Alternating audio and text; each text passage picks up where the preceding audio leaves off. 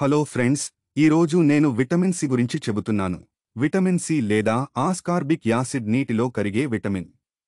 ఇది వివిధ శారీరక విధులలో కీలక పాత్ర పోషిస్తుంది. విటమిన్ సి యొక్క 10 ప్రయోజనాలు ఇవి. విటమిన్ సి రోగనిరోధక కణాల పనితీరును పెంచుతుంది. దాని వలన శరీరం అంటువ్యాధులు మరియు అనారోగ్యాల నుండి కాపాడబడుతుంది. ఒక శక్తివంతమైన యాంటీ ఆక్సిడెంట్గా విటమిన్ సి ఫ్రీ రాడికల్స్ను తొలగిస్తుంది. తద్వారా ఆక్సిడేటివ్ స్ట్రెస్ తగ్గి గుండె జబ్బులు మరియు క్యాన్సర్ వంటి వ్యాధుల ప్రమాదం తగ్గుతుంది. అంతేకాకుండా కొల్లాజెన్ ఉత్పత్తిలో విటమిన్ సి కీలక పాత్ర పోషిస్తుంది. ఇది స్కిన్ ఎలాస్టిసిటీ, కీళ్ల ఆరోగ్యానికి అవసరం. కొల్లాజెన్ నిర్మాణం ప్రోత్సహించడం ద్వారా విటమిన్ సి దెబ్బలు మరియు గాయాల నయం అవ్వడం వేగవంతం చేస్తుంది. విటమిన్ సి హార్ట్ హెల్త్ కాపాడుతుంది. రక్తనాళాల పనితీరును మెరుగుపరచి బీపీ మరియు అథెరోస్క్లెరోసిస్ ప్రమాదాలని తగ్గిస్తుంది. విటమిన్ సి ఎల్డిఎల్ కొలెస్ట్రాల్ ఆక్సిడేషన్ని నివారించి అథెరోస్క్లెరోసిస్ మరియు కొరోనరీ ఆర్టరీ డిసీజ్ ప్రమాదాన్ని తగ్గిస్తుంది.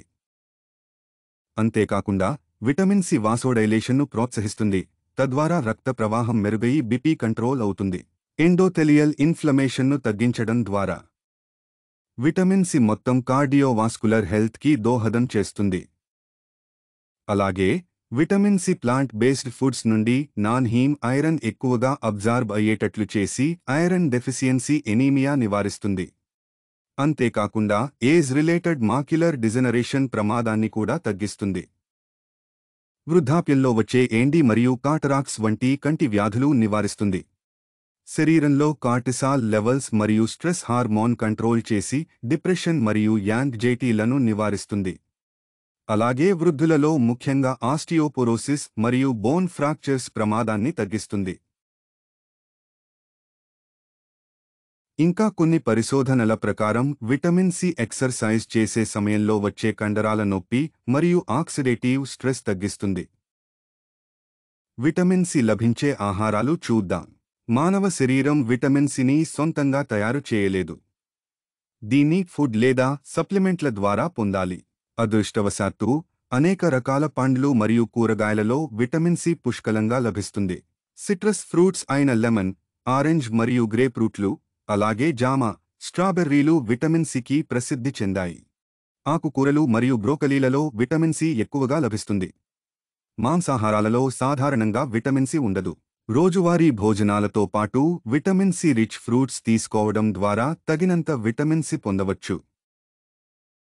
విటమిన్ సి రోజువారీ మోతాదు. విటమిన్ సి అవసరం వయస్సు, లింగం మరియు కొన్ని ఫిజియోలాజికల్ కండిషన్స్ ఆధారంగా మారుతుంది. పెద్దలకు సాధారణంగా విటమిన్ సి రోజుకు 75 నుండి 120 mg వరకు అవసరం ఉంటుంది. గర్భిణీ మరియు పాలిచ్చే మహిళలకు అధికంగా విటమిన్ సి అవసరం. విటమిన్ సి లోపం చాలా అరుదు.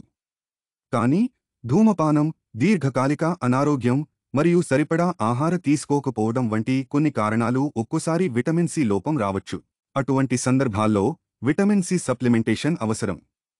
మీకు ఈ వీడియో నచ్చితే సబ్స్క్రైబ్ చేసుకుని సపోర్ట్ ఇవ్వండి.